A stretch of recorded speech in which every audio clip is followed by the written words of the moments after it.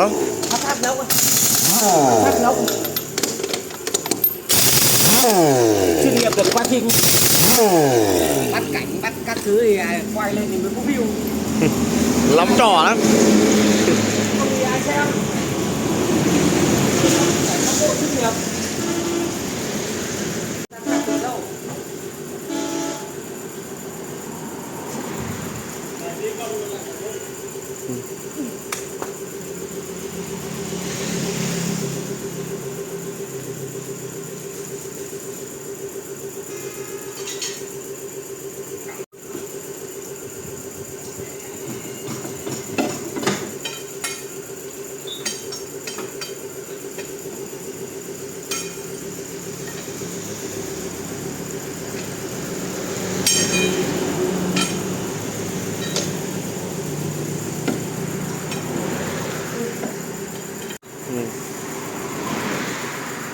Đi lấy 5 chục. 100.000 rồi. Tắt này là quay mới à? Ngồi bên đó Nó nhìn nó cầm cái điện thoại là nó biết là thằng này quay được rồi.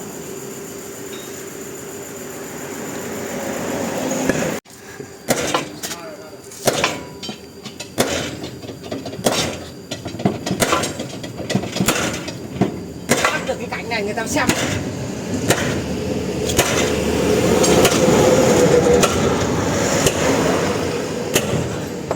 Đấy, bắt được cái cảnh này người ta mới xem. Đúng rồi. Đúng rồi.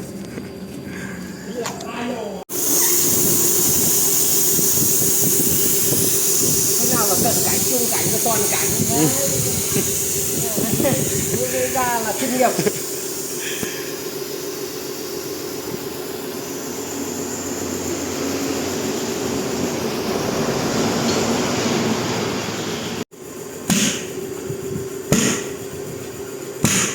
Cận cảnh này, vuông này.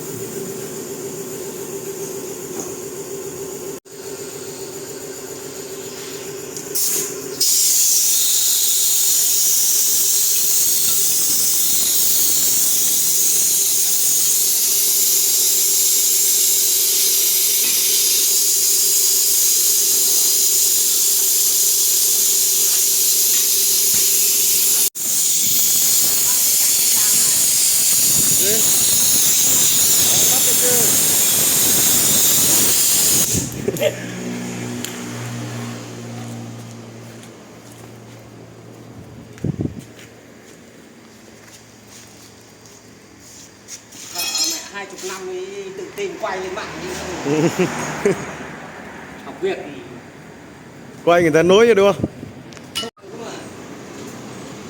Mẹ nó bình luận cơ. Mẹ tay nghề mà sợ nó tự quay lên mạng. Thật không tin à? Cái nghề phải giỏi. Người ta mới tự tin người ta quay lên mạng.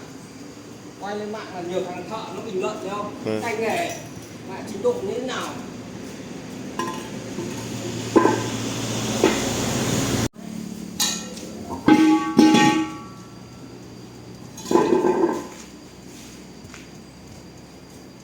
Thợ thuyền trên mạng nó còn bình luận.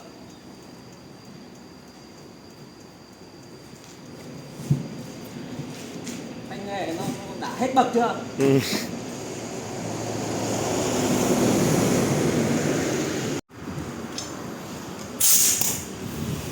Đấy, khi được bậc cao thủ làm bậc thầy rồi.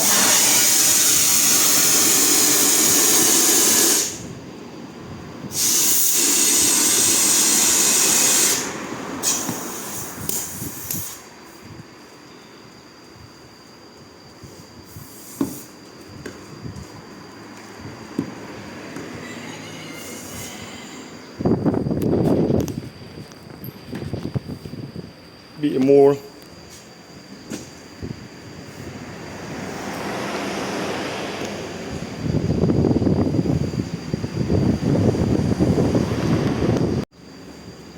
Bắt cái cạnh giọt mồ hôi. Mồ hôi của người lao động. Phải đúng không?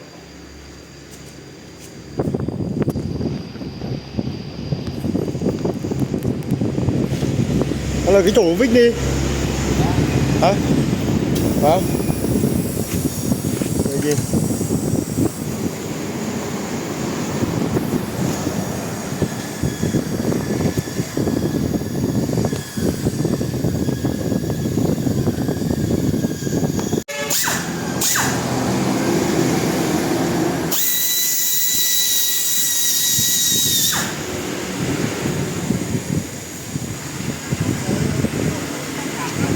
Ờ.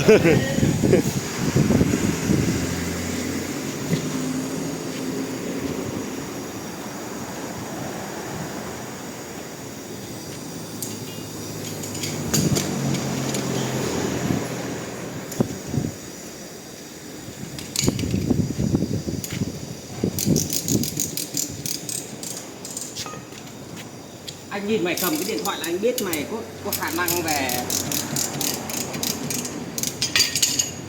quay dựng rồi. Ừ.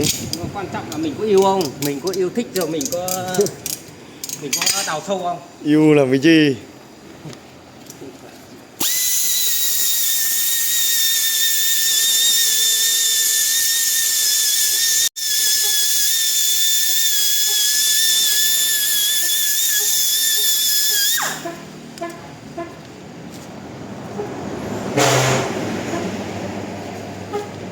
Xe có nhà gì Vâng. nhà thì phải làm nó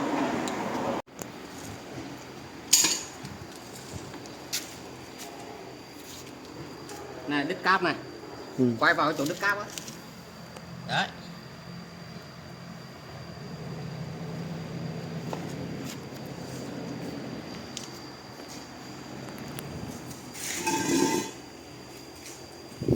Muốn an toàn để mà muốn bảo vệ quả lốp này thì miếng này là miếng vá Nhật nhá. Đấy. Đứt cáp rồi. Không anh nhỉ, tung lên mạng giá cả là lợi tiền ai cũng biết. Ừ.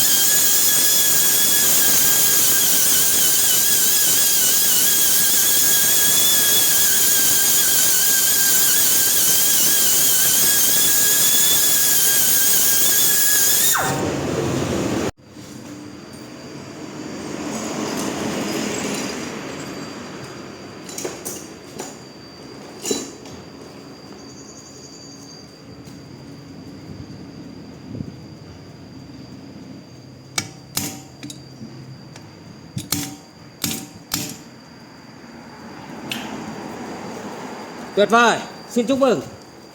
Sau phải tránh đi nha chứ. Biết nữa là giàu. Cắm. Ốc trò dài đấy. Đấy. Phạm nhân.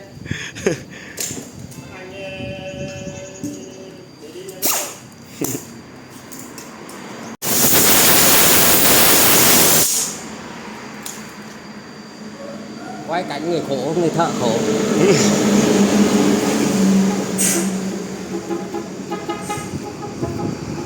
Môi à?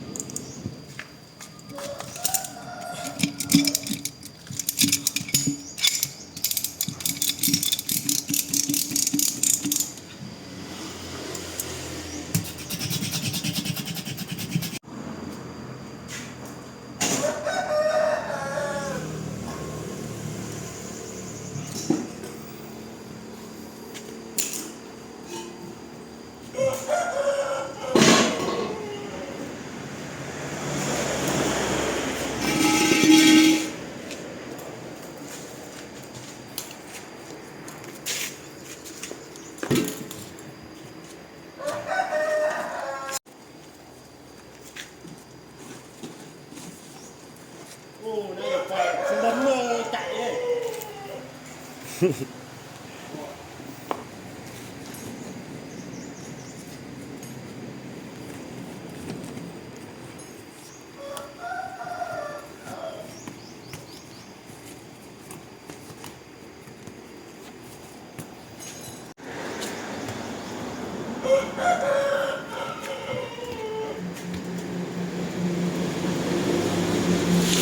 đi không là phanh làm gì mà ăn đâu, gì có phanh này.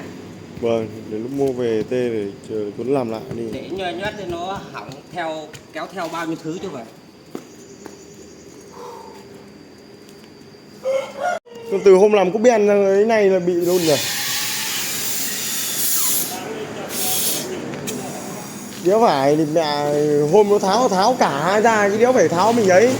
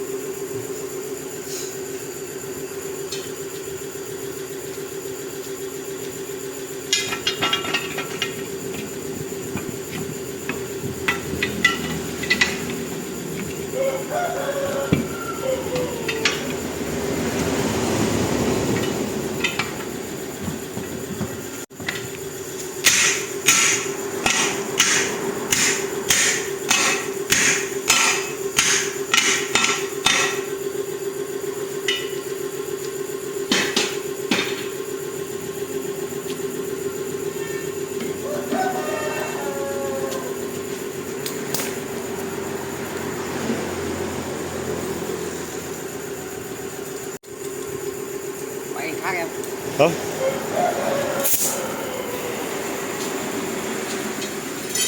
Chạy lên bóng sổ thôi.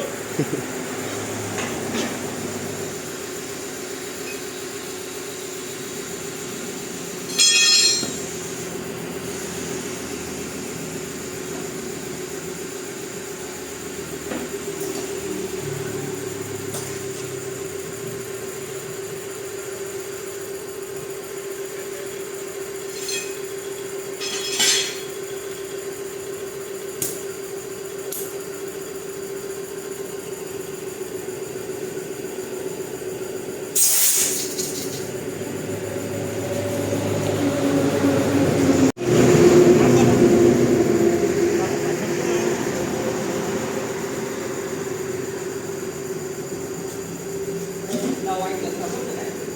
Đó, Đâu anh được là mất. mất cái gì? Đâu anh được vào lúc này mất, nhưng mà đây là ai mà nó tới. Ừ. Nhưng như nhìn màu má nhìn vẫn nét mà. Mẹ anh làm kỹ thuật làm ra cái này là thì nhất là trên mạng xã hội này.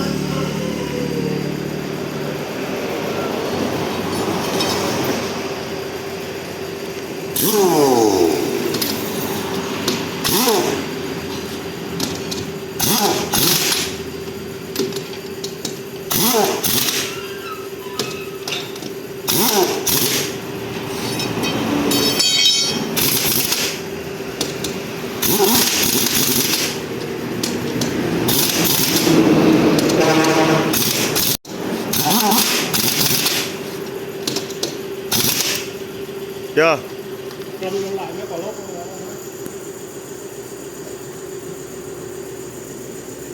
Cân luôn em một dàn luôn nhá.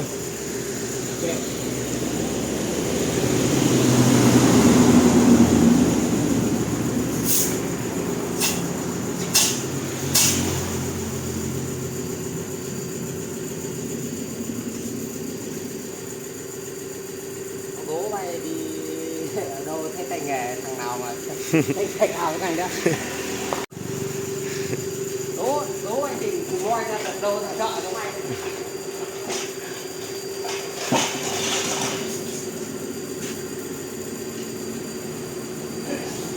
Không ai có chế được quả lốp này vô bánh trước được hộ em không? Em có gắn được lốp này vô bánh trước hộ em không? Em muốn thì anh cho. Lắp được không? Tiếc mà nói chuyện moi lên mạng xã hội nhiều cái tay nghề nhiều thằng thợ như này mà hiếm lắm. Có một không ai thôi.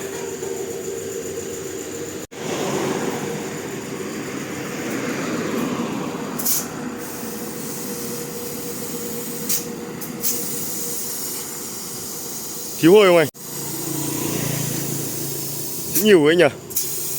Chủ răng lốp cái bẹp rúm này gì? Khó một cân vào chứ cho nó lốp bốt thép mà như thế nó dập hết.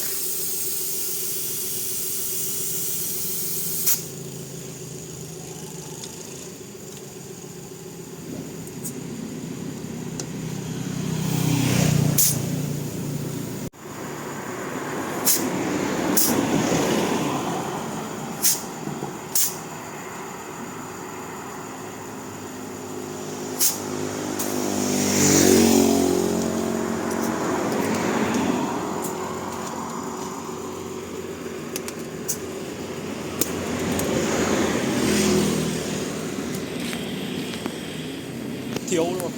Ừ.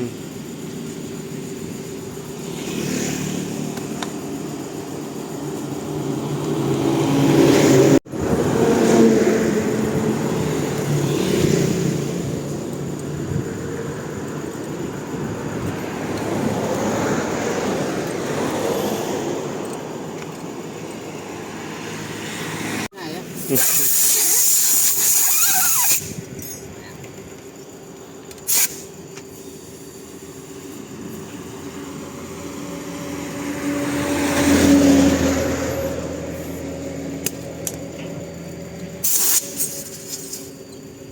Đấy, ví dụ như mà thấy non quá mà cần nó lâu thì tháo ra bơm trực tiếp. Thiếu nhiều anh. 3 cân. Dí đến bao giờ? 3 cân nữa. Tức là thành còn có 5 cân à? Cứ hiểu là được cơ mà thợ 20 năm rồi lại cứ vặn thợ.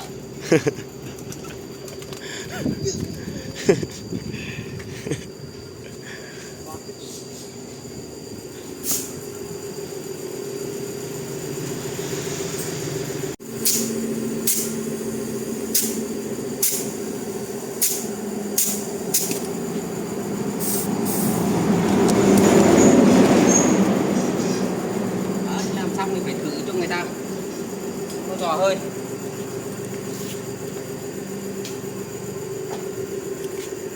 Chả mấy khi mà thợ nó lành nghề kinh nghiệm hơn. Được. Ít lắm.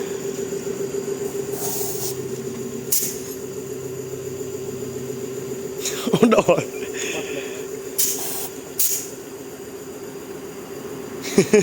Bắt không giọt mồ hôi của anh à. Giờ đỡ rồi. Khóa lốp để tốn được.